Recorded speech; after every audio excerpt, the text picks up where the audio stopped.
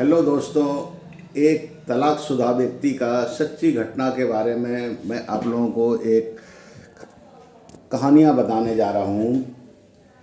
एक तलाकशुदा आदमी जिसका नाम था जितेंद्र, वो गोड्डा रेलवे स्टेशन से भागलपुर के लिए चढ़ा और वो ऊपर वाले सीट पे जा कर के सो गया। आगे हसदिया आता है। हसदिया आने के बाद उसकी पत्नी, जिसके के साथ की तलाकशुदा हो रखा था, वो उसमें चढ़ी, जिसका नाम था रेनू। और वो दोनों ही भागलपुर जाने जा रही थी।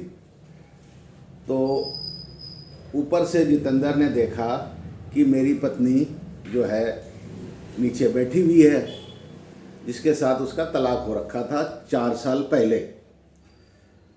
तो उसको रहा नहीं गया और वो नीचे उतरा। उसके बगल में एक लड़का बैठा हुआ था।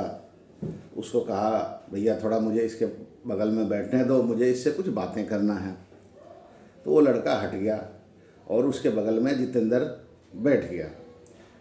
जितेंद्र ने बैठने के बाद अपनी जो तलाकशुदा बीवी थी रेनू, उससे पूछा कि तुम आज इस ट्रेन में कहाँ जा रही हो?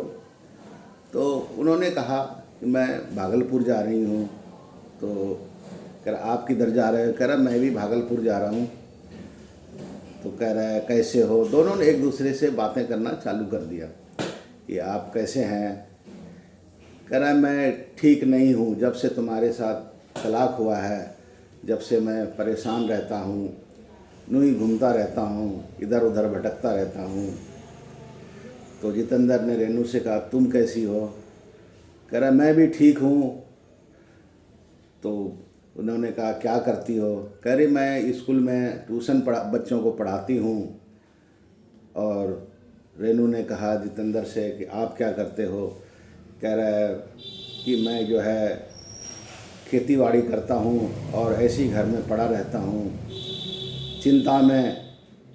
जब से तुम मुझे छोड़ के गई है तो चिंता ही लगा रहती है। तो रेनू कहती है, माँ जी कैसी है? कह रहे, माँ जी आप तुम्हारी यादों में स्वर्गवास हो गई। जब तक जिंदा थी वो बार बार यही कहती थी, बहू को लेके आओ, बहू को लेके आओ। वो कहते कहते स्वर्गवास हो गई। फिर जितेंद्र ने पूछा, तुम्हारी मम्मी कैसी है? कह रही, मेरी मम्मी की तबीयत ख़राब है, जो कि भागलपुर में एडमिट है, मैं उसी को देखने जा रही हूँ। अच्छा। तो कह रही, इसी तरह बात करते करते कह रहा है, अगर आप शराब नहीं पीते तो आज हम दोनों की तलाक नहीं होता। कह रहा है, अब हमने शराब पीना सब कुछ छोड़ दिया है। अब मैं साधारण ज़िंदगी जीता हूँ, खेती बाड़ी करता हूँ, घर में पड़ा रहता हूँ। इस तरह करते करते, दोनों बातें करते करते भागलपुर पहुँच जाते हैं। पहुँचने से पहले जितेंद्र पूछता है कि तुम वापस कब आओगी? कह रहे कि मैं कल की ट्रेन से जो है 10 बजे मैं इसी ट्रेन से वापस आऊँगी, क्योंकि मुझे स्कूल में भी जाके पढ़ाना होता है। तो कह रहे, ठीक है। जितेंद्र जी ने बोला, ठीक है, मैं तुम्हारा यहीं पे इंतज़ार करूँगा। दूसरे दिन हुआ, जितेंद्र वहीं स्टेशन पे बैठा बैठा उसका वेट कर रहा था। 9 ही बजे आ गया उसके इंतज़ार में बैठे बैठे दोनों बातें इंतज़ार करते करते वो लेट हो गई। आई 11 बजे। 11 बजे जैसे आई तो वो देख के खुश हो गया कि चलो लेट ही सही, आई तो सही।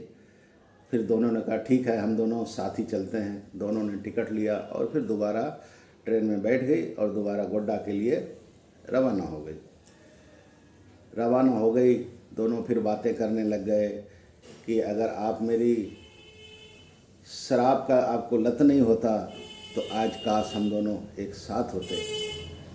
और उसने भी कहा कि देखो, मैं उस टाइम शराब बहुत पीता था, मैं भी तुम्हें समझ नहीं पाया और शराब को मैं छोड़ नहीं पाया और मैं तुम्हें छोड़ बैठा। आज तुम मेरे पास नहीं हो तो तुम्हारी हर आदत, हर हरकत जिस तरह करती थी उसका मुझे आज भी आभास होता है और मुझे रहा नहीं जाता, बर्दाश्त नहीं होता।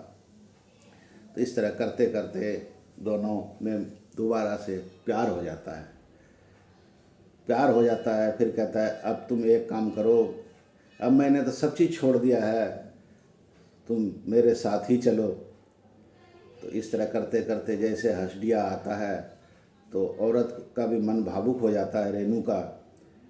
कहता है कि जैसे आता है तो अब तुम हंसडिया आने से पहले कहता है स्टेशन अब तुम्हारा आने वाला है, क्या तुम मेरे साथ चलोगे आगे गोड्डा के लिए।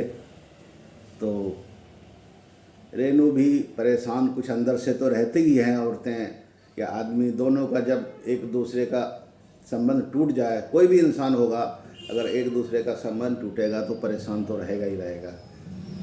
कह रहे ठीक है, उस समय भले आपने नहीं छोड़े, अब छोड़ दिए हैं तो मैं आपके साथ चलने के लिए तैयार हूँ। तो दोनों ही आगे बढ़ गए और दोनों ही जा कर के अपने घर गए।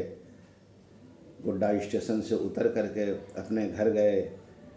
घर जाने के बाद घर की हालातें देखा तो बहुत बिगड़ा हुआ था, जिससे कि रेनू को भी देख करके बड़ा उदासी फील हुआ अंदर से कि मैं जैसा घर को छोड़ गई थी उस तरह आज घर नहीं है, सब चीज़ बिगड़ा हुआ है।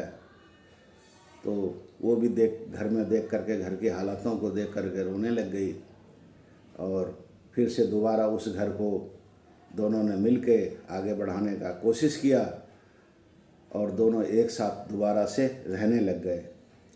तो भगवान इस तरह तलाकशुदा इंसान को दोबारा मिलाने का अवसर दे। हम यही सब तलाकशुदा व्यक्तियों का संदेश देना चाहते हैं कि ज़िंदगी एक बार जीने का मौका मिलता है, दोबारा नहीं। इसीलिए जो पहली बार साथ मिले उसका साथ कभी भी नहीं छोड़ना चाहिए कि किसी घमंड में आकर के या किसी आवेश में आकर के साथ छोड़ दें। तो दोनों कभी भी एक साथ जीवन व्यतीत करें।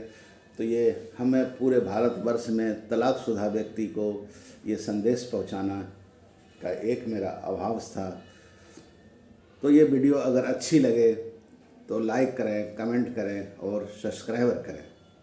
Thank you.